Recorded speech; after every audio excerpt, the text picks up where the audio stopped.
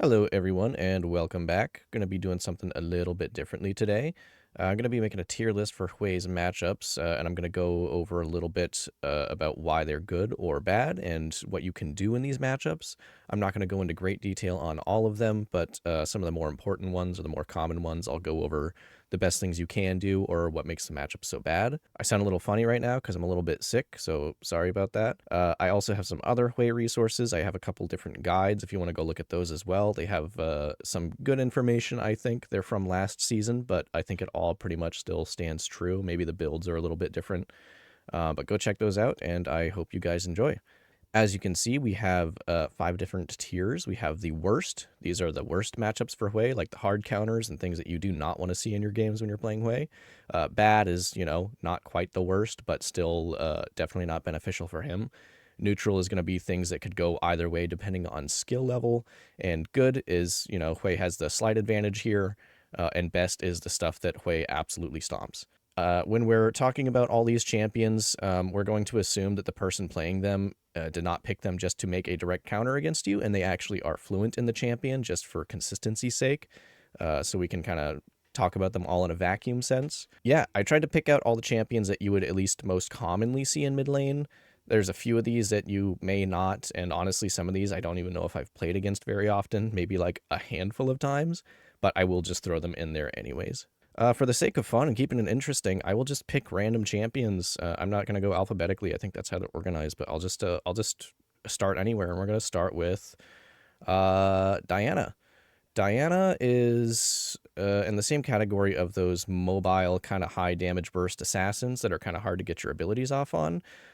She's not played mid very often. I think she's more often jungle. I've seen her mid a few times in the last season. Definitely not a fun one to play against, but I don't think she's too bad. I'd put her in the bad category for now. And at the end of this, I'll move everything around. We'll see where we end up. I might make some minor adjustments to where everybody stands. Obviously, in the tiers, the top is like, if they're at the top or the leftmost in a category, that means they're the worst of the bad, leaning towards worst, but not quite neutral. I think things in the neutral, you're probably going to be looking at like the left side will be leaning towards bad and the right side will be leaning towards good. Everything in the middle is probably going to be your more like really true neutral matchups. Diana, she's not a fun one to play against because she's a very tanky AP assassin. It's really bizarre, but she has a very obnoxious ability to lane against. I don't think she's horrible. She's probably going to end up down here in the better end of bad. Really what you're looking for is her throwing her Q at you because it does huge damage early game, and if they're playing mid, they're probably maxing that first for damage.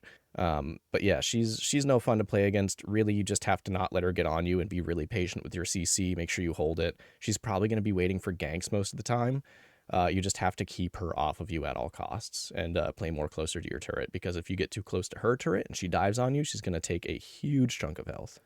All right, moving on. We're going to go to, let's talk about Heimerdinger. Why not? Heimerdinger is not played like at all, I don't think. I think I've played against like maybe 2 or 3 Heimerdingers in my ranked games. This is gonna go probably in neutral for now. Really, there's not a lot that he does to you to affect you because he kind of just halts waves. You can clear his turrets pretty easily. A lot of the times, if you walk up and try to hit his turrets to clear them, it's going to bait him into trying to hit you with a grenade or something. As long as you keep that in mind when you go to clear his turrets, he's going to fall for it, and you could probably get free damage off on him.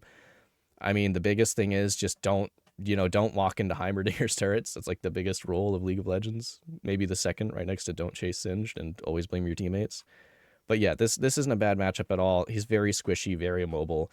It's going to be hard for him to land spells on you because he has such little range compared to Hwei. So this is definitely a neutral matchup, probably leaning towards good. We'll see as we put more champions in here. All right, let's see if we can find somebody to put in the good category. We're going to pick Azir. We're going to put Azir in the good category. This is a decent matchup for Hwei simply because he outranges Azir, and Azir's wave clear is not nearly as good as it used to be. The biggest problem playing against Azir is him getting on top of you or getting decent ganks. You just have to be careful where you position when you're pushing up against him. Don't get too close to his turret because he can do the Shurima shuffle and just throw you under his turret real fast. Most of the time, it's pretty linear to tell where he's going to dash on you, so you can hold your CC for that. Otherwise, it's the same kind of lame poke game, stay out of range of him. His range is fairly short compared to Hwei's, so you definitely have the advantage there, and he's also very squishy. I think a lot of the times I've played against an Azir, he's usually waiting for ganks. All right, let's find a worst. Right off the bat, I want to put Nafiri in the worst. She is one of the worst matchups you could possibly ask for.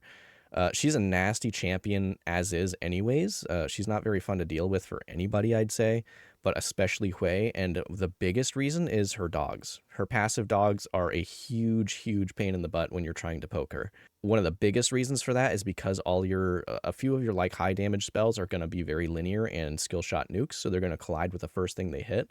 You'd think that maybe that would help you get poke on her with your Q1, but it's not, because her dogs kind of just fly all over the lane for some reason, and they will just intentionally block it for her. It's crazy. Definitely one of the worst matchups. She gets way too tanky. She has way too much damage, and she has too many gap closers. And one of the biggest problems is that even if you do hold your crowd control, your E2, I think that's the one, your E2, the little eyeball, that will just collide with her dogs 9 out of 10 times. You never use that against her. It will never work. It is a horrible option, and it is like one of Hwei's strongest zoning tools, and she can completely ignore it. On top of that, the most consistent way you're going to crowd control her is with your E3. E1 is you can never throw that at her raw neutral in lane, because it will not hit her. It's either going to hit a minion or one of her dogs. She's never going to walk into that. The one time you can hit her with an E1 is when she's dashing at you. It's really unfortunate, and it's still really inconsistent when that's going to land on her, because her dogs follow her. The benefit is that she leads and her dogs usually follow behind, but if it's a good Nafiri, and we're assuming that it is, she's probably going to position herself to be in line with minions. So if you time your E1 wrong, it's probably going to hit a minion instead. Yeah, super, super patient with this one. Stirring Lights isn't going to do you too much good in this matchup. It's better to have your W up for the shield if she dives on you. That's really one of your like bigger saving graces. You're just going to have to focus on wave clear and catching her out with like your Q3 and your E3. Because you can't get isolated Q2s on her because of her dogs, even if you're doing it raw. And being able to get a hard CC for a Q2 on her is near impossible.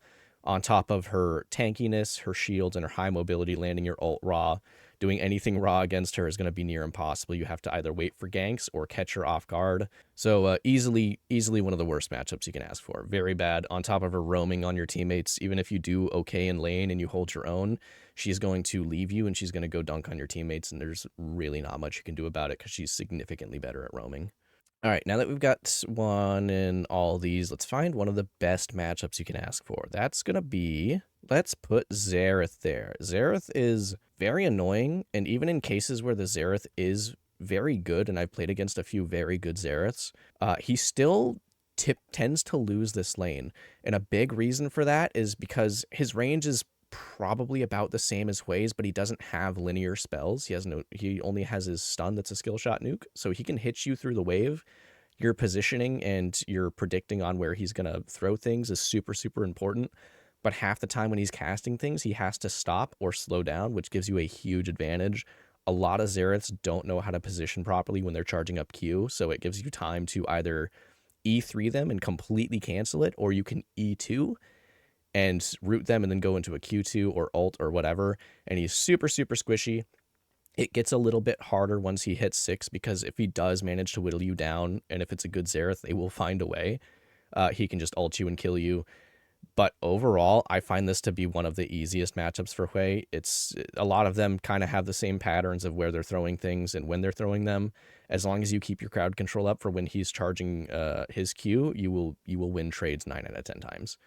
All right, we can go to another wild card. Let's start with Malzahar. Malzahar is probably going to be in the good matchups. I don't know that I'd put him in best. We might move him later.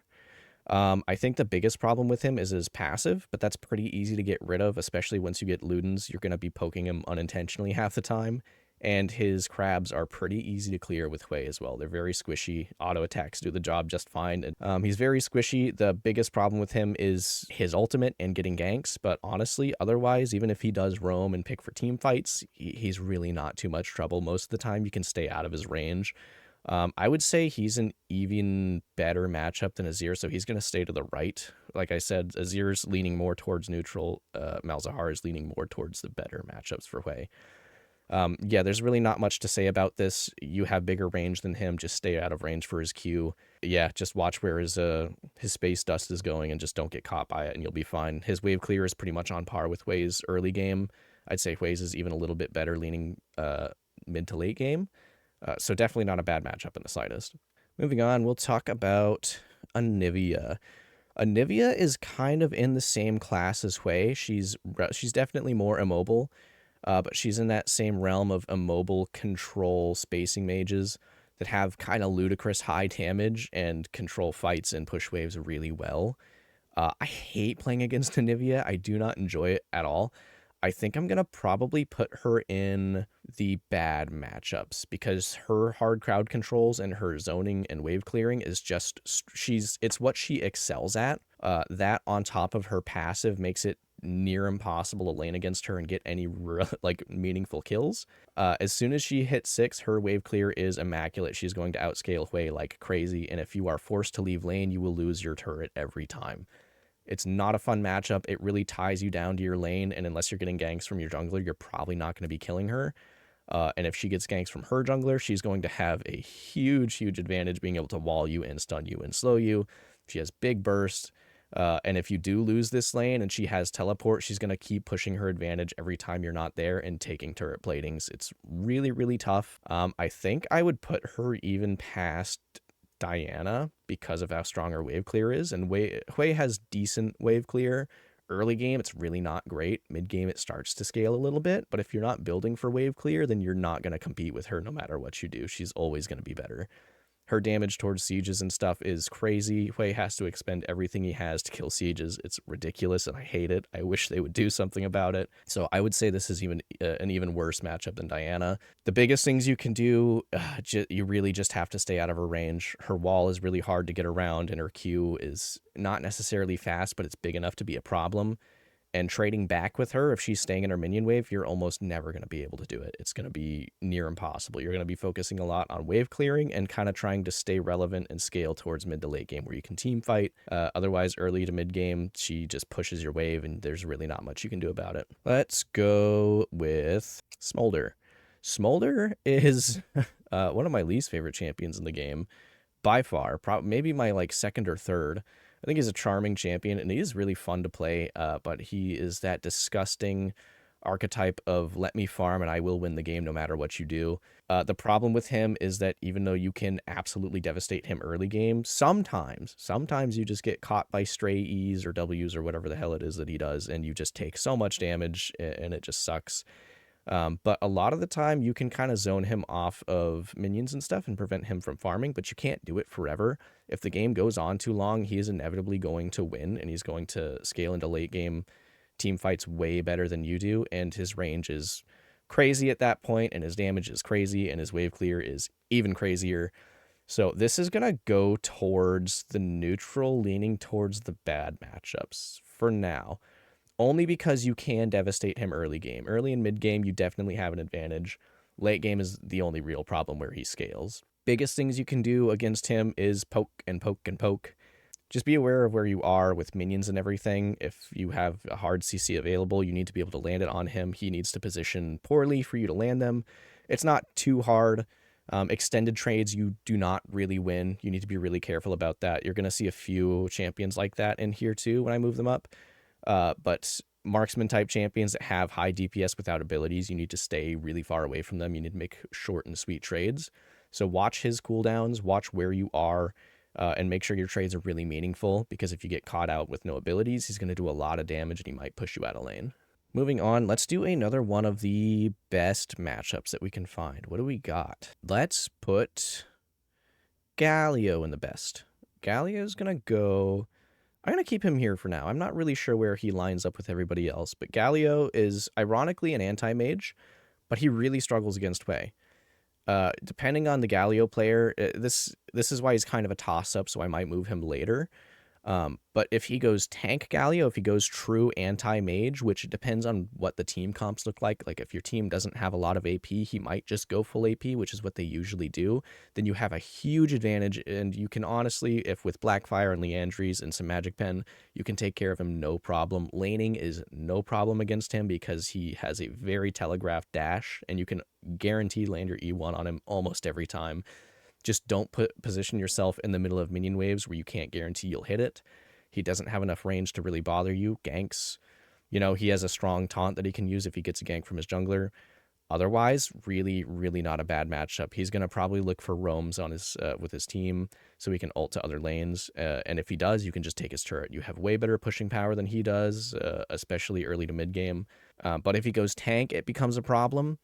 Tank Galio is definitely something that's hard to deal with, and you can't sacrifice building against him if he goes tank if the rest of their team is really squishy, because you're going to be wasting items on magic penetration and percent health damage where the rest of their team is super squishy, and that doesn't do as much against them.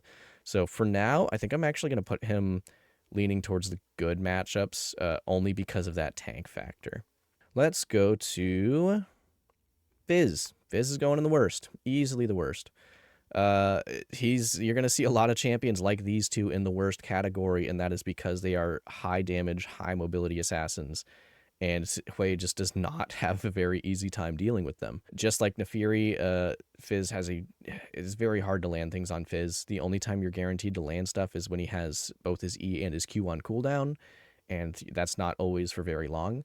He has crazy high damage if he gets on you, and his ultimate just has a ridiculous hitbox. I don't know what's wrong with it. Sometimes it latches onto you from a mile away.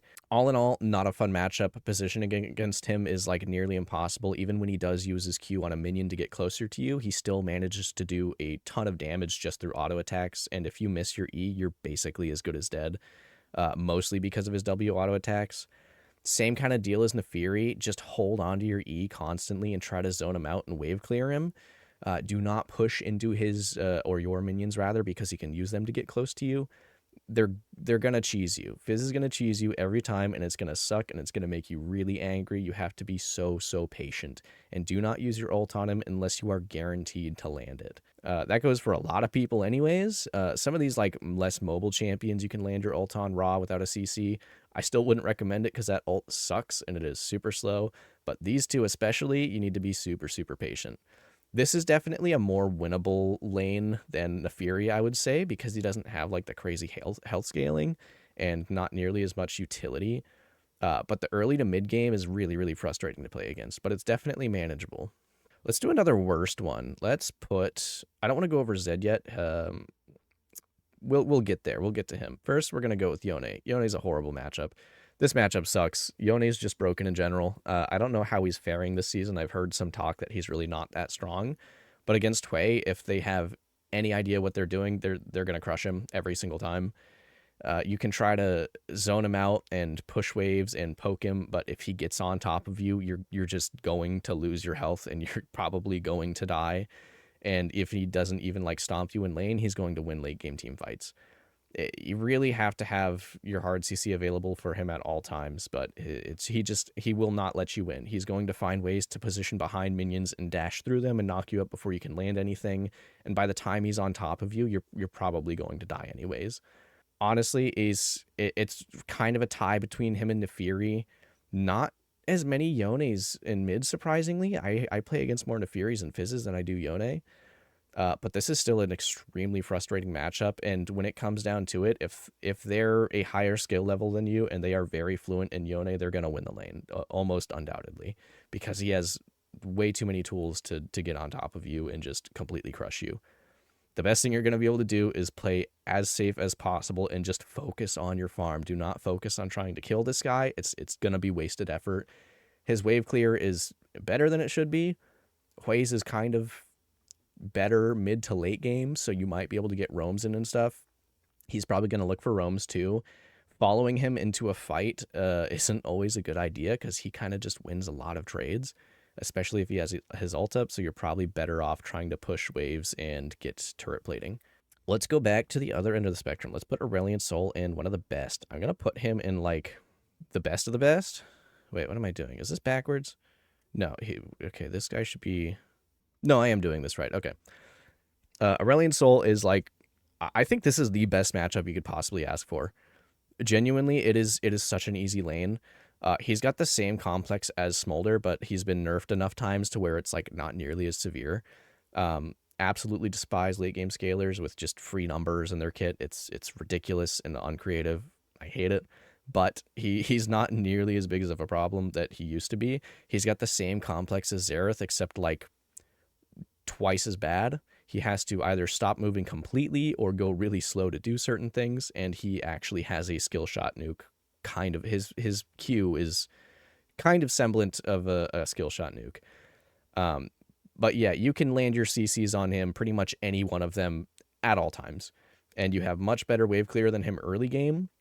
And he is so squishy and easy to land abilities on. You should be stomping this guy every single time. You can be very, very aggressive. You just take everything you have and you just stomp him. I think the biggest thing to look out for with him is him roaming. But honestly, you push waves so well that you can kind of just completely push his lane and get a lot of turret plating gold. Or you can just follow him.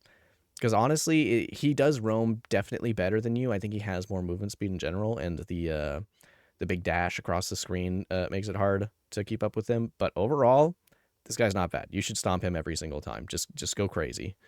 Velkoz. Velkoz is definitely leaning more towards neutral, I would say. I think I would actually put him more towards the true neutral matchup. So I'm going to put him between these guys for now. He's got, like, he does everything that Xerath does, but, like, way better and without having to stop to do it.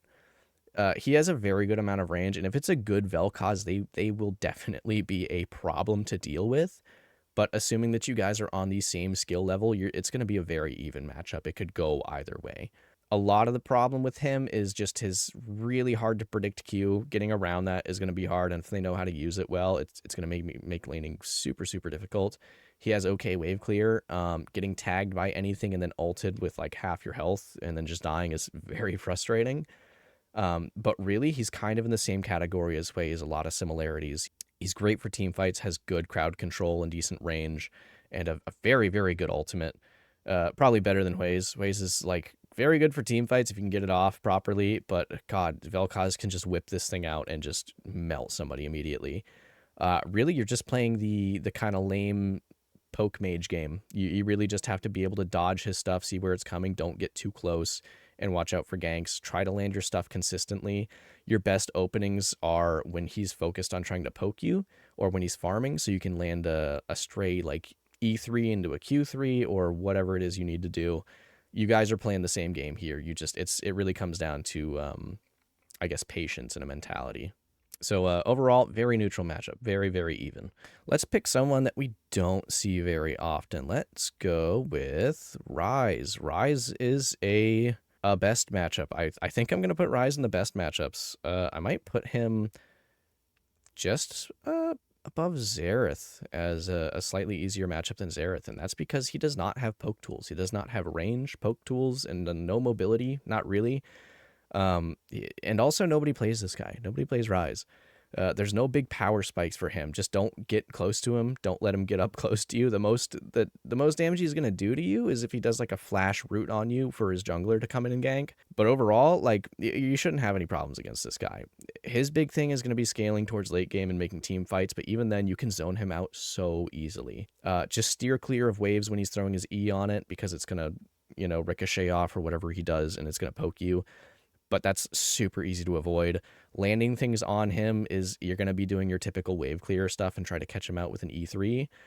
But otherwise, it's really not a bad matchup. This should be relatively easy. You're playing the same kind of game that you are against like Aurelion Sol. He doesn't stop moving nearly as much. Not quite as easy to hit because he doesn't have to stop. But overall, you're really not looking out for much with this guy. All right, let's go with one of the most common matchups. Ekko. I think I have played against more Ekkos than any other champion mid lane. I think he is by far the most common, and it is crazy. I think a lot of people pick him thinking he's going to be a direct counter to Hwei. And under that assumption, if they are and they're not fluent with Ekko and they're not very good at him, they're going to lose. They should lose. It should be a winning matchup for you. But this is under the assumption that they know how to play Ekko and they know what they're doing. Most of the Echoes I play against do know what they're doing to some degree. And he's not gonna go in the worst, but he's gonna go in the bad. I would say I'm gonna put him slightly worse than Anivia only because he just has crazy utility and the mobility makes it really hard. And anybody that's not experienced in this matchup is gonna have a slightly hard time. I will admit, it takes a few games to really get used to what he does and to learn how to play against him. But as soon as you do, this starts leaning more towards neutral. So giving the benefit of the doubt and saying that somebody who is less experienced in this matchup, he's going to stay here for now. I might move him down more towards the neutral matchups. But he's still a super big headache to deal with. His biggest thing is his stupid high damage early game and his ridiculously good wave clear. He has obnoxiously good wave clear, and he really shouldn't. That on top of his mobility and his just ability to avoid spells and just ult back and not die in any situation becomes very, very frustrating. You absolutely have to be very careful with your crowd control on him because he has his dash that is a blink once he auto attacks. I have fallen for it probably a billion times, and I will probably still fall for it a billion more. You just have to wait until he fully blinks on top of you. And even then, they can still flash or whatever. And if they've got their W landing on you, you need to be like super, super hyper aware. It's really hard to stay far away from him. I want to say that's the goal, but he makes it extremely difficult. And if he does, he gets big damage on you and runs away. It's very frustrating. Not a fun matchup. But at the end of the day, as long as you can keep your cool and play your distance, make sure you hold your E1 for when he actually blinks on top of you and not send it right through him, which I've done far too many times to count. It doesn't become as bad of a matchup. Mid to late game, it becomes difficult if he's going like full AP and he's like one-shotting people. If he gets on top of you from over a wall or something, you're basically dead, and he can just ult out. So late game, it's definitely not a very fun matchup. But early to mid game, you should be able to hold your own here. It's not easy, but you can definitely do it. Let's do somebody we never see. Akshan. Nobody plays Akshan, and thank God, unless he's become prevalent for some reason. I hate this guy. He's in the same category as just any other DPS auto attacker, which is not fun for Hwei. I think I'm going to put him in the bad matchups, probably towards the lower end, more towards neutral. Yeah, he just has tools that lets him do stupid mobility stuff and high damage on you for absolutely nothing, and his stupid revival passive and everything like that. Not fun. If you miss anything against this guy, he's just going to walk at you and do half your health. And it's really crazy. It's not a fun matchup in the slightest. There's really not much to say other than just be very, very aware of what he's doing and where he's trying to go and when and where you can land your spells. His grappling hook thing, like as soon as you miss a crowd control or an important spell, he's going to immediately grappling hook onto you and he's just going to do a big, big chunk of damage. His Q is honestly too fast to react to half the time, and him getting around and roaming on other lanes is very problematic. I can't say he's a very good champion in general, but in a vacuum, if it's just a 1v1 purely Hwei versus Akshan with nothing but minions and walls, it's very hard for Hwei to keep up with this guy simply because of his damage and his ability to just auto attack you down. So huge thing here, just keep your distance, focus on farming and clearing waves. I wouldn't focus too much on poking this guy, because even if you do land like an E3 through the wave, as soon as you do, he can just jump on you and you have nothing to retaliate with. So try not to expend things on him. Let him make the first move. A lot of the times against champions like him, even Ryze and Smolder, if you make the first move, they're immediately going to jump on you and they're going to start doing their damage. And if they're in the middle of the wave, they're going to have that advantage. You can't get back to turret fast enough before they can take like half your health away. So definitely more neutral bad, probably not quite as bad as these guys. Just really not a fun one. Let's do another good match. We haven't done a good matchup in a hot minute. We'll go with Sylas. Sylas is definitely a good matchup. You wouldn't think so with him being in the same kind of like super mobile, bursty champion type as these guys are, but he's not nearly as severe, and I think that's because of his lack of an ultimate. And, you know, considering he steals ultimate, Hwei's ultimate is so painfully slow, and it is so hard to land without a guaranteed CC. That's what makes it decent on him if he can get to you, but his one and most powerful tool to get to Hwei is so easily counterable. It is extremely easy to play against. You might think that it's not because it is a stun, but if you know, like, you have so much time to react, if he dashes at all, you immediately know he's going to try to chain you. All you have to do is load up your E and have your 1 ready. As soon as he throws those chains, you just throw it directly at him and it's guaranteed to land. You're still going to get stopped for a moment, but the CC time is pretty much the same, and he's not going to be able to get on top of you. This matchup is not that bad at all. It's definitely a pain sometimes. I'm going to lean it more towards the neutral ones because not everybody's going to be used to it. And his ability to roam and stuff and get on, if he does get on top of you in a situation, he doesn't have enough mobility. Most of his stuff lands him right on top of you. His E and his W both puts him right in front of you and is basically guaranteed an E1. That followed by like a Q3 and slowing him down and just running away, it's really not too bad. The biggest thing against him, it's a lot of like being aware of minions are and when he's going to be able to land a crowd control on you and just when he wants to get on top of you. A lot of the times, if it's leaning more towards his turret, he's going to try to make that push to jump on you and chain you. But even then, you still have a very easy answer to it. So definitely one of the more neutral matchups. I only put him in good because there's not a lot of times that I've lost to a Sylas, not decisively. I think that a good Sylas will instead play their advantage on the map and try to go towards objectives and steal other ults that are better and make good fights for his top and bot and his jungler. Because if he stays in lane against you, he's either just not going to get kills against you or he's just going to die because his wave clear is just meh. It's just okay. It's not quite as good as Hwei's. And at that point, you can either follow the roams and play against that, or you can just push dirt and get gold. So yeah, definitely one of the better matchups. Moving on, let's do another uncommon one. Somebody we don't see very often. Let's go with Lissandra. Lissandra is not played ever. I love this champion. I wish she was like better and more meta, but you have to absolutely have a team that will follow you up or she is like straight up useless. She is probably, I want to say she's on the better end of, I want to say she's on the more neutral end of good. I don't think I've struggled against Lissandra. It usually kind of plays out evenly, but overall she has a very telegraphed teleport and her crowd control she has to be point blank for. She's really only good for following up with her teammates or having a teammate follow up with her. And her laning phase against you really just is nothing. It's not much to talk about. She has very short range tools and the only thing she can really do is get on top of you. And if she can't do that, she kind of doesn't do anything. Level 6 is a big power spike for her. And if she starts farming well, that's the biggest thing with her. If she can get a lot of gold under her belt and start getting items, then she can be a real problem. But overall, you're playing your kind of normal wave clear poke game with her. She's going to probably catch herself out of position somewhere.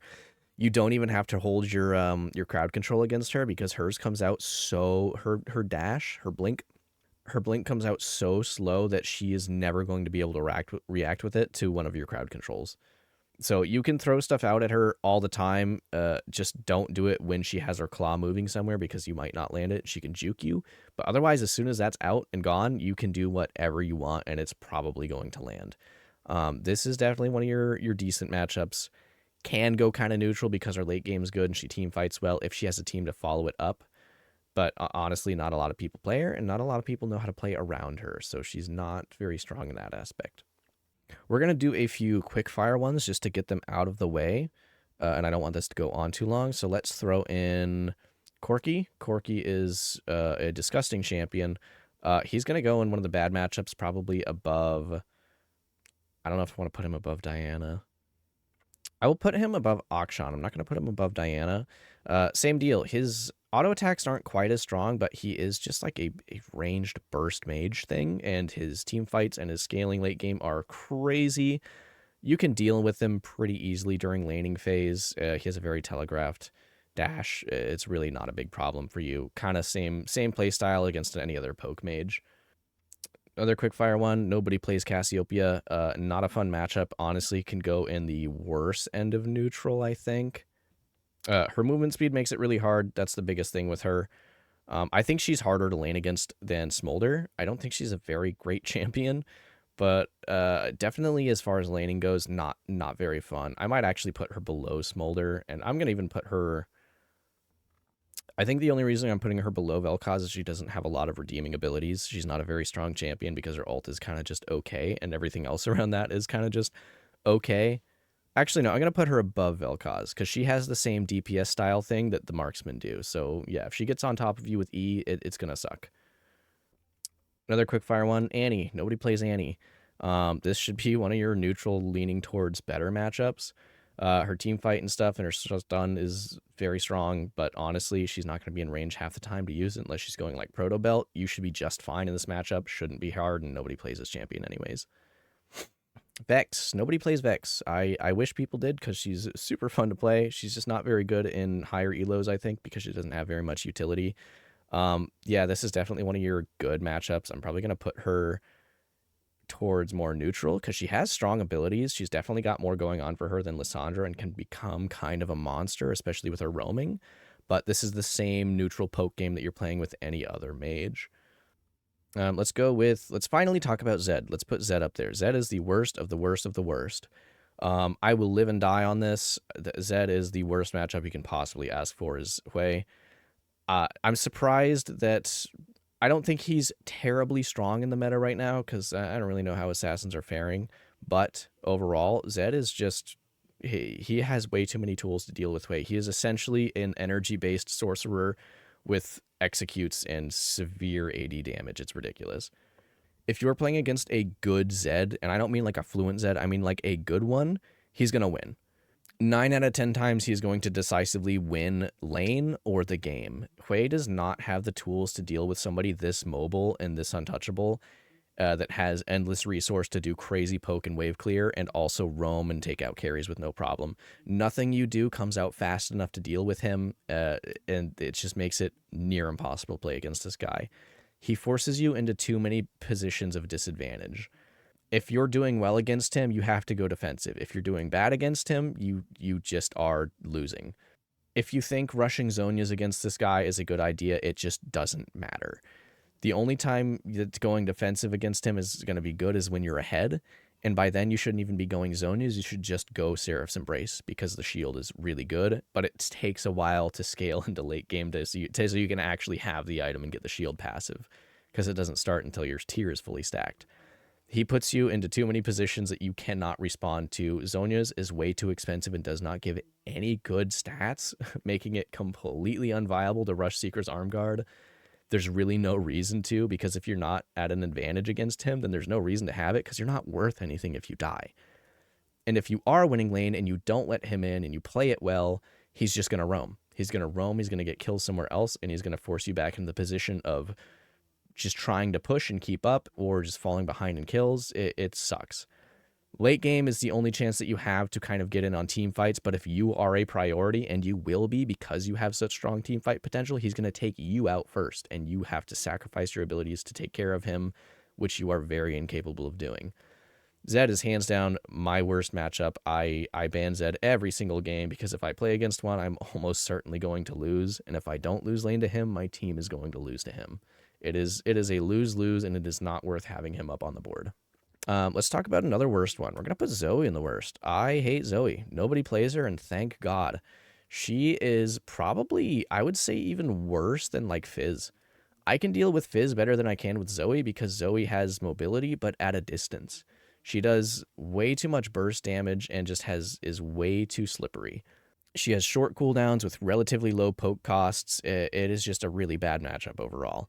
Her ultimate she can use like way out of range and is too fast for your abilities. So your hard crowd controls you can either not get in range with, or they do not come out fast enough. If you think that you can get your E off, like your E2 from where she was going with her ult before she can get it off, you just can't. She's either going to use it out of range where you can't reach her, and your E1 does not come out nearly fast enough to hit her while she's using her ult. It's just bad. It's overall, you're probably going to lose this lane no matter how well you position. The benefit is she's not a very good champion in late game. She kind of just doesn't do much, and usually people don't play this Zoe, but the Zoes you run into are usually specialists, and they know what they're doing, so it's going to suck. But definitely a bad matchup. Let's do another one. Let's talk about Mel. I have not played against Mel. I think people pretty much just play her support, so I don't think seeing her mid is going to be very common. I can only speculate on this. She seems like a very generic mage with very generic tools, and her reflective thing, honestly, you're just waiting out the reflection thing so you can't, so you don't like whiff one of your ults or your hard CCs on her and just get hit by it instead. But yeah, I mean, overall, this shouldn't be a terribly bad matchup. I'm just going to throw her like dead neutral because I don't know enough about her. I don't have enough experience, so she's staying there. Let's go with another neutral matchup. I think Lux is a very true neutral matchup for Hwei. So these three right now, as it stands, I would say these guys are like tied for neutral matchups. They do very much similar things for different reasons. They're kind of hard to play against. Can definitely go either way against Lux. Lux's big advantage is being able to clear waves with crazy ease. She can do it so easily, and she does it way better than Hwei does on a much shorter cooldown. The advantage you have over her is that she's immobile and squishy, but her range is definitely bigger than yours, and getting caught by a Q is basically guaranteed death. And if she doesn't feel like dealing with you, she's just going to ult wave and leave, and she's going to go do something else, or she's just going to keep forcing you into her turret, and Hwei does not like that. He either needs to be fighting somebody or making good roams, and she does not let him do that.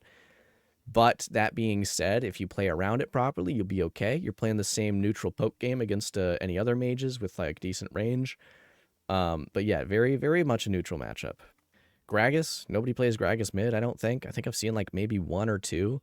Honestly, I'm going to put him in the better end of matchups. I would say probably even closer towards best.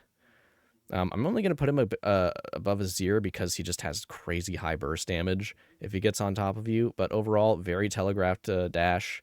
His poke is relatively easy to dodge, and you outrange him like crazy. This should not be a very difficult matchup for you. Positioning, just do not get close to him. Do not get in a spot where he can E you. Most of the times, if he wants to hurt you, he's going to have to flash to do it, or he's going to have to get a gank. That and his roaming is just okay. His wave clear is fine. I think it's probably on the better end of fine. This is not a very common matchup. I wouldn't worry too much about this one, but it shouldn't be too hard. He's relatively squishy if he's going AP, and he should be because AP Gragas is nasty. Let's go with if there are any best matchups left. Let's see. Who do we have? Let's put Twisted Fate in one of the best matchups. I'm even going to put him on the worst end of Galio, I think. I think that's strictly because he has range. Where Galio is melee, he's much easier to deal with. Twisted Fate can be a problem. You know what? Actually, let's move him up to good. I don't think he goes in the best matchups. I think he's probably stronger than, say, Azir, even Gragas. He's probably on par with Sylas strictly because of his ult and his roaming potential. If he scales to late game and he makes really good ults, and he is an actually good Twisted Fate, he's going to be fine in the end, and he's going to do that nasty one-shot thing. But during laning phase, you absolutely do well against him. You will do just fine. Following up his roams is going to be near impossible. He's got decent wave clear, but anytime that he roams, you're going to be able to clear the wave, and you can't even bother keeping up with his roams because he has his ult, which is just a free teleport. But laning against him, extremely easy. The only thing you're going to have to watch out for is his stun. His Q, you should be at a range where you can react to it in time. Let's go to Qiyana. Qiyana's a horrible matchup. This one sucks. She's in the same realm as all these guys. I think I would even put her above Zoe. I know she's seen some nerfs in the past. I don't know how recent they are. But she is a horrible, horrible matchup. And a lot of it is because she can just jump at you and one-shot you against a wall with, like, absolutely zero warning. I think it's the unpredictability that makes it hard. I'm actually going to put her above Yone simply because she is more common. I've played against a lot more Qiyanas than I have Yones, and that's weird. And also her team fight is really, really strong, too, with her ultimate. Laning against her, she just has crazy high damage for some reason. Yone, I don't know. She's kind of on par with Yone, I'd say, but this matchup sucks. You can't really rely too much on reacting to what she does because she can get on top of you so fast that you really don't have a response. And by the time that you do get a stun out, she's probably already ulted you against a wall. By the time you realize what's happening, you're already losing. So she's definitely going to go right there. Best things you can do against her is stay away from walls and be careful where you position when you're under your turret because she will turret dive you with ease. She will do it so easily. She can ult you against your turret and you will just get blown up. That and her roaming is pretty good, and she's just a huge pain to deal with. So keep your distance. Be very, very, very aware of your positioning. Let's go over Veigar. Nobody plays Veigar. It kind of sucks. I love Veigar. I think he's fun. I think he's probably on the better end of the matchups, to be honest. I don't know if I want to put him quite in the best because he has the advantage of late game scaling and just blowing people up, but as far as laning goes, he definitely loses to Hwei. He does not have the range or the means to deal with him. Ganks are going to be his best friends, and as long as you stay out of his stun range, you'll be okay. I think I'm going to put him in the better end. I think I'm going to put him in the best category. 90% of the time, the reason you pick Veigar is because he's a quote-unquote anti-mage and does well against AP champions. So if he's only picking him against you and the rest of your team is not AP heavy, he's not going to be useful. Him getting on top of you to be able to ult is going to be very, very hard. And if he's not doing that to blow you up, then he's really not doing much for his team. So this is definitely on the better end. Most of the time, if you position against minions, around minions, you're going to be okay because he can't really hit you. Just don't stand in the minion wave because it'll make it very hard to dodge his stun. But overall, very, very easy matchup. The scaling's a big problem. Don't let him get towards you late game. But honestly, unless he's picking into multiple mages, he's not going to be very useful. Let's go with Viktor. Viktor, I'm going to have to put Viktor on the worst end of neutral, I think. I might even consider moving him to bad. This is also reworked Viktor. I haven't played against reworked Viktor as Hwei yet. I know he's very similar. He's just gotten some buffs, but honestly, we'll just kind of go over laning against him. His E is so incredibly hard to dodge. It comes out way too fast and does a kind of ridiculous amount of damage. And so long as he's poking you, he's just getting free scaling. Victors always want to find fights, even if they die in them. They want to roam towards objectives and just hit people because they get free scaling out of it, which is why I'm going to put him kind of in the same area as Smolder. And landing against him is not easy. It is just hard. He gets the movement speed and shield from his Q. His stun is pretty big and hard to avoid. And his E poke is just ridiculous, and his team fights are really, really good early game. Same poke mage kind of deal that you're doing against these guys in the more neutral matchups, but I think he does it arguably better than. Let's go to Swain. Swain is not a very common mid laner either. I don't even think he's a very common champion. I think I would put him probably on the slightly worse end than Lissandra. He's kind of in the same category as Vex, kind of same pokey stuff. Actually, you know what? I'll put him above Vex, leaning more towards neutral. The only reason he's here is because he has a lack of skill shots and range, and his damage is kind of just okay. But what makes it really hard is his ult. It's very hard to deal with his ult as Hwei. Burst damage is what Hwei is really, really good at when it comes down to it. And if you build exclusively to deal with a tanky mage or a tanky champion, then you're losing out on damage on the rest of their team. So he kind of forces you into the same position that like tank Galio does. He'll stay there for now. I might move him depending, but we'll see. He's going to be right here. Same deal. It's pretty easy to avoid his stuff. And honestly, like his E's the big thing you need to worry about, and getting ganked. As soon as he gets his ult up, you just need to get out of there because that's like the one time Hwei can't deal with him. All right, let's go to Orianna. She's going to go probably on the lower end of bad matchups. And a lot of that is because she has just seen a lot of buffs recently. Sure, her Q cooldown has been reduced like at least once, I know, and her ult damage has been increased a couple times. It is just disgusting. And with Malignance, she just becomes an absolute monster.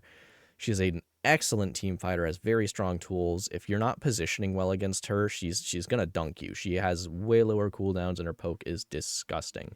And especially with Malignance, once she gets into lane, she can just ult you over and over and over again, and it is very hard to retaliate. Her poke goes through minions. It's not linear. You can't really predict what she's going to do all the time, and it's hard to gauge where her range is. She's definitely going to be a much stronger pick than these guys, depending on the Orianna player, but that's a lot of that is just revolving around the idea that she can get Malignance and she can poke you down really fast if you're not careful. So this is a hard one strictly because she is just a strong champion. She's a very, very strong mage. Moving to, let's get Aurora out of the way. I don't think people even play Aurora mid very often, but she doesn't have enough range. I think I'm going to put her probably on the better end of neutral. I think she's surprisingly easy to deal with, and she doesn't have very much range, and Hwei excels at dealing with champions like this. The big problem with her is her mobility. So really, as long as you're just very careful where you send your abilities, you won't have a hard time against her. Her big thing is being very elusive and bursty and getting to team fights and stuff. I think that's really the big problem. Keeping track of her when you're roaming and team fighting is definitely hard, but I don't think it's a game ender. You should have an okay time against Aurora. Let's do a slightly uncommon one. Brand. A lot of people don't play Brand mid. Brand is... he has decent range against Hwei. It's not great, but he does have a linear stun. His ultimate is definitely a problem. It just makes it very easy for him to just get off a bunch of damage without having to do anything and positioning however he wants. But honestly, overall, landing against him really isn't too bad. His team fights are pretty strong. I don't think they're quite as strong as Hwei's. I think I'm going to put him either on the better end of neutral or in good. I don't think I can say he's a good matchup. I'm going to put him in neutral, probably in the same realm as Aurora. I think I might even put him... No, I'm going to put him lower than Aurora because he's just a little bit easier to hit because he's not elusive. So I think this is fine. Another slightly uncommon one, Ziggs. Nobody really plays against Ziggs or as him. He's fine. I think his poking tools are just okay. I'm going to probably put him in the better end of good, I think. I'll put him past Twisted Fate. Ziggs has a slight advantage because, not necessarily in the grand scheme, but above these champions because he has range. He has range and he has very good damage if he can hit those things, and he can take turrets like crazy, but he still is just so squishy and immobile that getting things off on him is relatively easy. Dodging Ziggs bombs is a skill you develop when you play against him a couple of times, but once you get it, playing against this guy's nothing. His E's kind of annoying. His W you really don't need to worry about because it doesn't have enough range for it to hit you all the time. So you should have a fine time against Ziggs. It's the same category like a lot of these champions as like Lux and Velkoz and Orianna and Viktor. You're playing a mage poke game. It is really just about dodging things and landing your own spells. Leblanc, she's going to go in bad. She is very hard to deal with. I think I might even put her in worst, to be honest. No, I think I'm going to put her in bad. I think she's slightly worse than Ekko in the sense that she has crazy high mobility and crazy high damage, and if she plays well, she can just blow you up early game. That's where she really shines.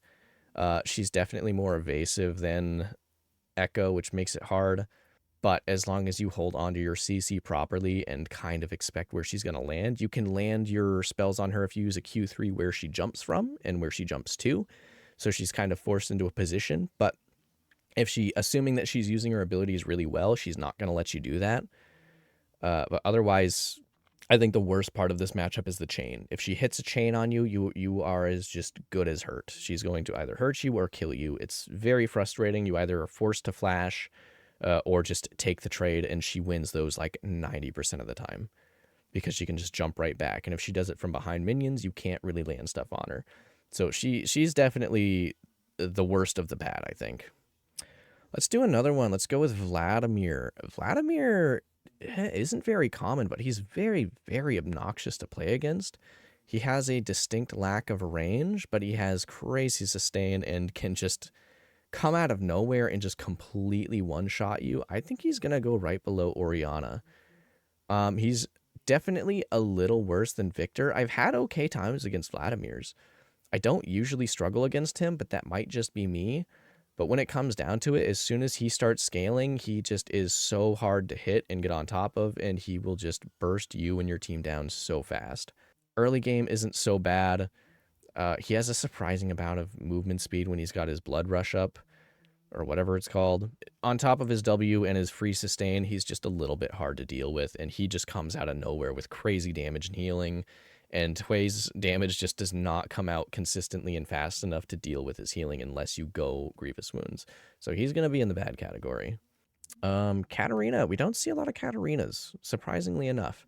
She is, honestly, of all the assassins, she might be in neutral. I think this is kind of where she lands. Yeah, I'm going to put her on the worst end of neutral. She's going to go a little bit above Viktor. And this might, you know what, I might change this later, but I do believe she is probably one of your few neutral assassin matchups. Her mobility is kind of easy to predict, and you can zone her out pretty well. She might be bumped up to bad, depending. But overall, I haven't had a lot of problems playing against a Katarina before. Depending on where her daggers are and where she is, you can usually just hold your crowd control or your damage. And 90% of the time, you are only holding your CC for when she ults.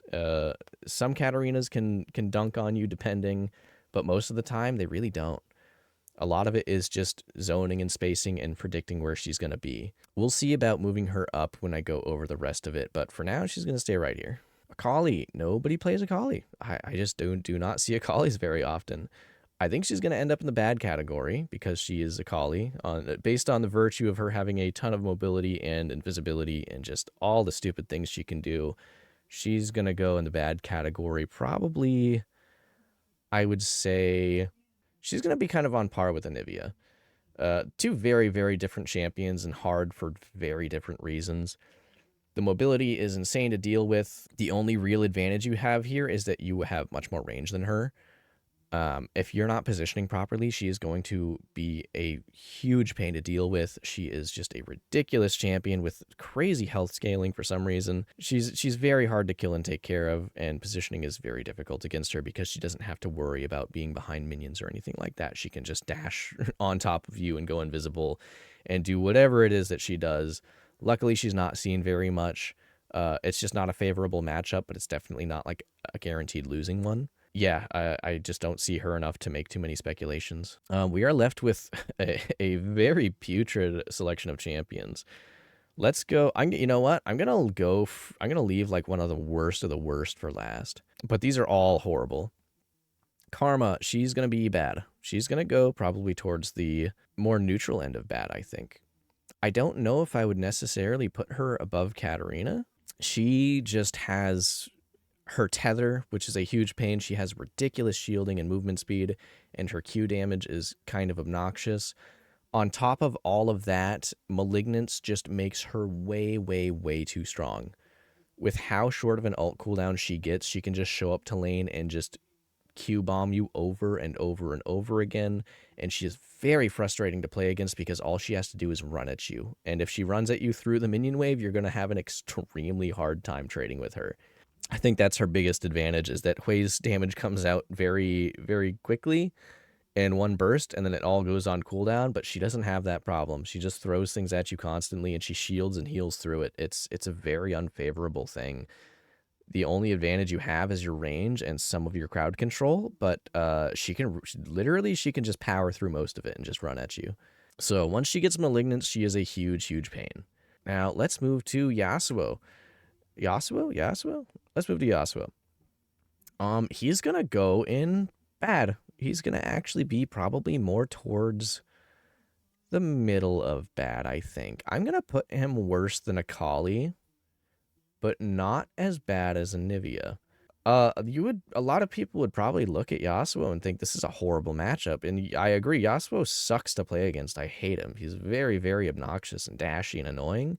If you play very, very patiently against a Yasuo, they will throw themselves under turret and die. I don't know why they do it. It's very rare that a Yasuo is good enough to be able to just like decisively win lane.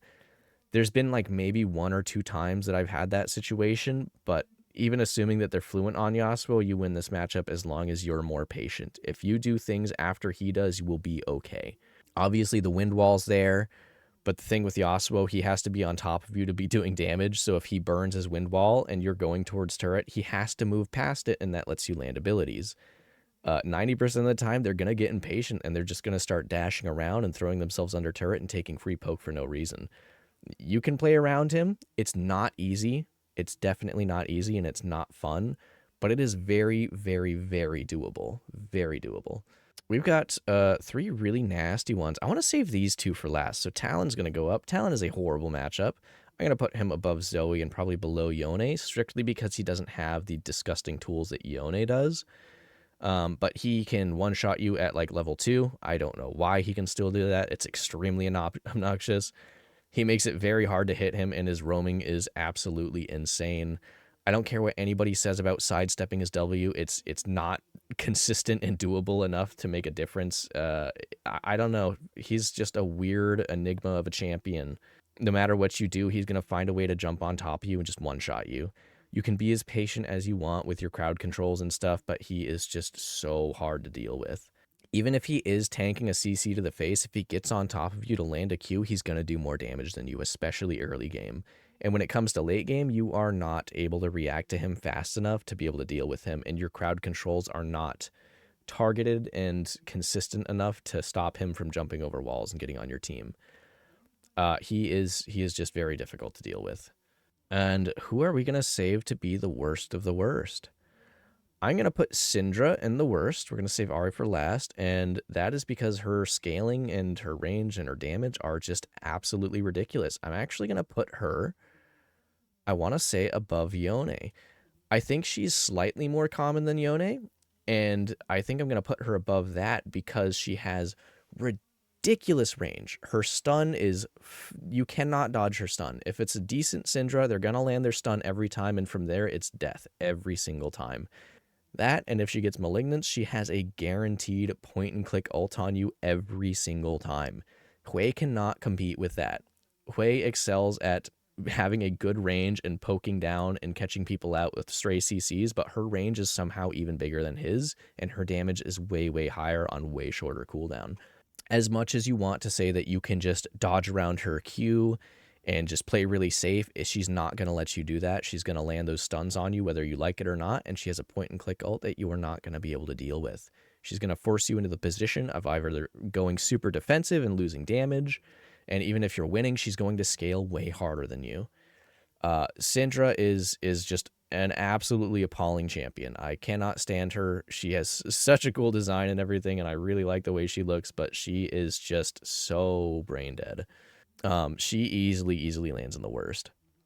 And Ahri is going to go right next to Zed. Ahri is the second worst matchup you could possibly ask for. I think the reason she ends up above these guys is because she has multiple dashes, she has healing, she has crazy short cooldowns with good damage, a decent CC, and an ultimate that is up every time she comes back to lane as long as she has Malignance. If you're playing against an Ahri, she is almost guaranteed to have Malignance as soon as she can afford it. Malignance will be first item on her all the time, and with her ult, it is putrid. She can take away half your health with just her ultimate alone because of that item. No matter how you slice it, this is just a very, very difficult matchup. If she plays it patiently and just kind of farms you out and avoids your abilities, she's going to have no problem dealing with you and your team. Like I've said before, in a lot of these matchups, Hwei has the problem of cooldowns. Once he goes through his damage and his spells, he is a sitting duck. He has no mobility. He does not have any good auto attack trades. He is just staying alive. That's all he can do, is just pray that he's staying alive, and Ahri does not let that happen. Every single time she comes back to lane, she is going to be able to fight you, and you're not going to be able to retaliate. Even if you have Malignance, your ult is not nearly impactful as hers, and you're just not going to be able to deal with her. She forces you into the position of hiding in your wave so you don't get charmed, but also hiding out of your wave so you don't get hit by stray Qs, which she sustains off of, and she has her W, which is guaranteed damage. She's just you can't really position against her, and if she has her ult up, then you are basically screwed no matter what. This matchup is very, very near to Zed's. It's absolutely insane how many times she can just jump on you with no repercussions, and the cooldowns are way too short. Easily one of the worst matchups you can ask for. All right, so now that we've got everybody placed into a category, let's see if we can refine this down a little bit. Starting at the worst, Zed and Ahri, hands down the worst you can ask for. That is undoubtedly the truth. These are the two worst matchups I've ever had as Hwei.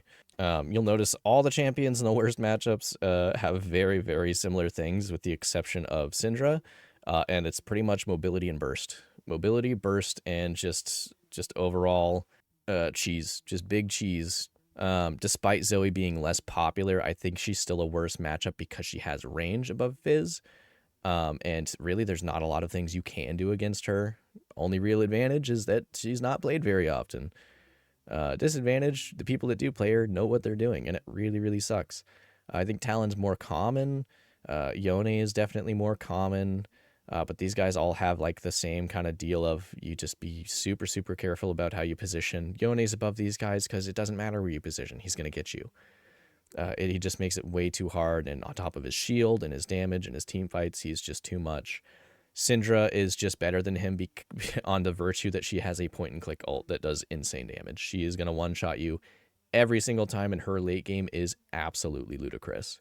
Qiyana and Nafiri, same deal. Big, high burst damage. Nafiri has her dogs. It makes it extremely hard to deal with her. Qiyana, if you don't position well, you're dead. So I like the worst category. This is fine. I think this is very accurate. Going to bad, I don't know if I want to move any of these champions. I think Leblanc and Ekko are pretty much where they should be. Definitely on the worst end of bad. A lot of that is just their mobility and burst, and if you don't know what you're doing against them, you're probably going to lose. It's a matchup you definitely need to practice. Anivia, she is kind of in the same category as Hwei, but what she does do better, she does way better, and that's wave clearing and hard CC, and also not dying, apparently. She's definitely where she belongs. Yasuo, you can honestly, it doesn't take a lot of skill to play Anivia. To a degree, I know some people are going to be upset about that, but if you just learn the very core basics of playing Anivia, she's going to be impossible to deal with compared to Yasuo. Yasuo's get reckless. If you catch them out without a wave, then they can't do anything. He's much easier to deal with. Akali, kind of same deal, but she's just a lot less common. As long as you know when her jumps are up, just stay away from her. Diana, a really uncommon matchup, but honestly very manageable. It's definitely not quite as easy to deal with as some of these other champions, but definitely not a winning one because most of the time they're not going to let you get abilities off on them. Corki and Akshan, both very uncommon, but Corki is definitely an arguably better champion than Akshan. Akshan's just very annoying. You might lose lane to him, but it's not as likely that you would lose game to him. Orianna, just a strong champion, a very, very strong champion. If you don't deal with her properly, you're going to have a very, very hard time, and your team is going to be at a very big disadvantage if she gets a lot of gold. And with Malignance, she just has a lot more fighting potential than you do. Vladimir, same deal. You can't really do too much against him because of his healing and everything. I might even put him above Orianna, actually, as in worse to deal with. And a lot of that is just because if it's a good Vladimir, he's just going to blow up your team like crazy. Like, even if he's not winning lane, he's not going to let you kill him half the time. Unless they're crazy aggro for some reason, then you have a slight advantage, but he also forces you into building against him because he has that tanky nature. He's going to force you to build like Liandry's and Grievous Wounds, which you don't want to have to limit your builds. It's a huge thing on Hwei. So yeah, he's going to go a little bit above Orianna. Orianna's definitely a better champion than Karma. I know Karma has what I think is a pretty low win rate, and that's probably because she has really low scaling late game. You know what? Honestly, I'm going to move Karma to neutral. I'm going to move her probably even lower than this guy. I think the only big problem with Karma is that she just... It's just Malignance. She's just very, very hard to go to lane against because she makes it impossible for you to do anything without just taking a bunch of damage. But the scaling on her just isn't quite as good. And honestly, when it comes down to it, she's probably not going to be killing you that often, but she can force you into a very hard position. I think this is a very frustrating lane to play against. So overall, bad. I think this is where I like it. I think this is pretty reflective. Neutral. Honestly, I think I like Katarina being here. I think she's going to be a hard matchup for some people because patience is a huge factor, and it is very hard to develop good patience in League of Legends, especially as somebody who has like really, really slow abilities. So this is definitely on the worst end of neutral, but this is a very manageable assassin compared to all of these guys. I would say she is honestly even easier to deal with than Yasuo because she has very telegraphed movement. Viktor, again, just... he has stupid, annoying, and good poke and is kind of hard to get things off on, and his team fight's strong. So yeah, I'm standing by Viktor being on the worst end of neutral just because he gets free stuff just for killing stuff. Smolder, again, I don't know if I want to move him down. Probably not. He's in the same boat. Even if you beat Smolder early game, which is pretty easy to do most of the time, he's going to scale, and late game is going to be impossible, and getting your team to actually function and end the game before he can scale is not a guarantee. That's why he's so high up on the neutral. As far as laning against him goes, it's not hard. Losing the game against him, very possible. Karma, I moved down here. I talked a little bit about that. Yeah, she's right where she belongs. I think she's more frustrating to deal with than these two. But actually, I think I'll move her down. I think I'm going to move her lower. I'm going to move her lower strictly because she just has a tendency to lose games, and I don't think she scales well. The laning phase sucks. It really, really does. But just based on the virtue that she just loses games a lot, I think she belongs down here. Cassiopeia, very frustrating to lane against. Mid to late game is kind of whatever. She's not super impactful on teams, but she is just, I would say she's more frustrating to deal with than these guys because of her nature and her ability to DPS. These three right here, sorry, these two, I don't know enough about Mel. She's whatever. She's just here to be here.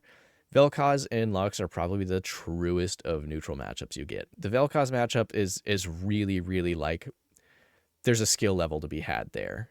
You guys are doing very similar things. I think Velkoz is arguably harder to play and less reliable. Maybe not quite as good as in team fights, but yeah, he's very hard to play against a Velkoz that is actually good. I would say Velkoz is the most true neutral matchup for Hwei. Lux, less so. I think Lux is at a bigger disadvantage because she has more linear spells. She does have very high damage, and it can be very frustrating to play against her when she just ults wave all the time. But she is very manageable. You can deal with her. Clearing waves after her is a pain, but you're not like losing anything crazy because if she does ult to clear a wave, her roams are kind of just okay after that. So definitely not quite as good as Velkoz. Mel, she's just here. I don't know what she does. Whatever. Karma is right where she should be. Heimerdinger, honestly, I could probably move him. I'm going to put him down here. Annie, honestly, I think these guys are all on par with each other. They're not seen very often, at least not in mid lane. Nobody plays Annie, and really you're just kind of zoning her out. She can be a problem, but overall, I'll put her below these guys. Aurora does the Aurora thing. If she gets on top of you and she does burst damage, she's crazy. She scales really well, and team fights with her is really difficult. But overall, the laning phase is not a big problem. If you're positioning well in team fights and you're just watching her, you shouldn't have any issues. Brand, kind of the same deal. Laning against him is not too hard. He can be annoying to deal with because he can poke you from a surprising distance, and his team fights are okay, but he's extremely immobile. So poking him and handling him in team fights is not too bad. Annie's down here because she just doesn't really do anything these guys do very well, and she just doesn't have skill shots or range. Nobody plays Heimerdinger. Heimerdinger is very easy to lane against. He does not have the range to deal with you, and you can bait him into fighting you very easily by hitting his turrets. I'll actually move him to good. We're going to swap places with him and put Swain up here. Swain's going to be in the more neutral, and that's mostly because of his tanky nature. He's going to force you. I'll actually put him above Brand. Let's put him right there. He's going to go here because of his tanky nature, and he's another champion that forces you into a specific kind of build if he goes tanky. And that's never good. It's never, ever good. Laning against him isn't particularly hard, but it's not particularly easy either. I think you'll have a fine time against Swain. Getting caught by him really sucks, and his ult is hard to deal with, but overall, you shouldn't be losing lane to him very decisively. So neutral, I like neutral. I think I like where these champions stand. This feels good. Let's go to the good matchups. I think I gotta move Heimerdinger like way down here. He doesn't belong down here. He shouldn't be up here. I think I'll probably move Sylas up to here. Yeah, I like this. Sylas is one of those matchups that really feels like he should be in the worst category, but when it comes down to it, it just never ends up that way. You really shouldn't struggle against this champion once you know how to play against him. As soon as you master that, it is like a breeze. The only thing you really need to watch out for is his ultimate with your teammates and what they have available and his roaming. He can be a problem, but even mid to late game, nothing about his linear mobility changes, so you can still deal with him the exact same way you do in laning phase. But by virtue of his ultimate and how strong he is, he's going to go more towards neutral. Vex, just an arguably weaker version of other mages with decent tools, but she just does not have good enough tools, as good tools as these guys per se. She's not very hard to lane against, and she can be a problem if she gets fed, but chances of her getting fed off of you are very low since you do outrange her. And her roaming can be a problem, but this isn't a bad matchup. Lissandra is above these guys by virtue of her having a really good ultimate. She has some really good CC and tools and can team fight well. If her team does play around her, then it's going to be a problem. But laning phase against her is totally easy. It's not going to be a problem. Her ultimate is the only real thing you'll deal with. But even then, she becomes immobilized by using it on herself. And she can pick you out. But yeah, she's pretty much in the same category as Vex. Nobody plays her enough, and she's just not consistently reliable. Twisted Fate is a very, very generic. He's kind of on the same plane as Ziggs. They kind of do similar things where he can show up on the map and help his teammates and be anywhere, where Ziggs has the ability to clear waves and apply pressure through very easy means, and he has a semi-global ultimate. Honestly, laning against them just in general isn't very difficult. I'd say Ziggs is slightly harder to lane against, but Ziggs isn't quite as useful as Twisted Fate, strictly because of his roaming potential. Gragas, he just isn't played very often, especially not mid lane, I don't think. AP Gragas is very strong. That's why he's above Azir. The only real advantage Azir has here is that he has decent range and a good engage and crowd control and decent team fight, but Gragas is just a stronger champion overall. Azir's not very hard to deal with. Just watch your positioning. Don't get close enough for him to poke you with soldiers, and he's just going to get outranged. Malzahar is really just in the same category as Heimerdinger. They really don't do much. Malzahar's better than Heimerdinger because he has a good ultimate. Heimerdinger is getting moved to the best category. Heimerdinger started all the way up here, somewhere in like true neutral, all the way to like one of the best matchups the more I think about it. There is no reason you should be losing to a Heimerdinger because you don't have to get close to him, and you just very, very simply outrange him. I'm going to put him... yeah, he's going there. He's really fallen from grace. Good matchups, yeah. This I'm pretty happy with. I think this is good. Let's go to the best matchups. Veigar. Veigar is going to be at the top of this just because he has crazy damage against mages and he is a scaling monster. But he doesn't force you into any specific builds, and if he's not playing against multiple mages, he's only going to be good against you, and he's very easy for you to deal with, so he's going to stay right here. Galio, very linear. He can force you into a specific build. He's kind of on par with Veigar. They're both anti-mages, and he can force you into a specific build, which can be a problem, so actually I'm going to put him above Veigar. Strictly because he can just force you into a specific build if you want to deal with him.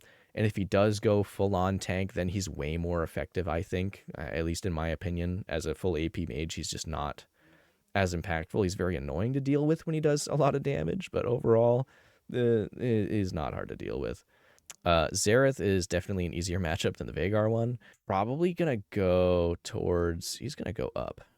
We're going to move Xerath up. Xerath's going to go to the slightly harder end of the best matchups, strictly because he just has much better poke tools than the rest of these guys.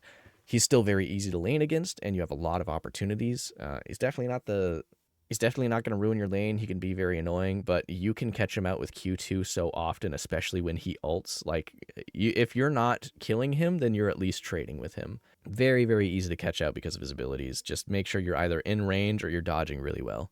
Ryze, nobody plays Ryze. He has no way to get to you except for like flashing or ghosting, and even when he does that, he does not do enough damage, and he has to force himself into a position where he can get hit by spells. You don't have to worry about this guy.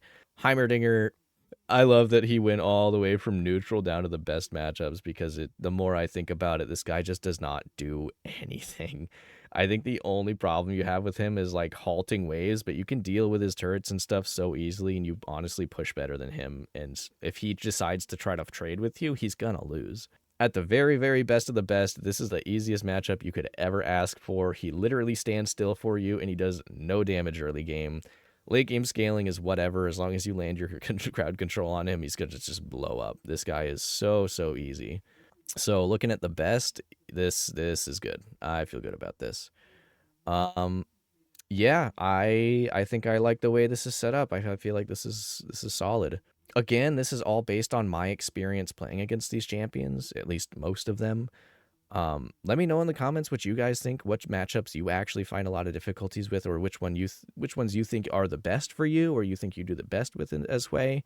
Tell me what kind of experiences you guys have in laning phase against any of these guys, or what you think could be different. Anyways, I hope this was some kind of helpful to you guys. Sorry it wasn't super edited, I guess, but I hope that there's some good information here. Let me know what you guys think in the comments. Thank you so much for watching, and I will see you guys in the next one.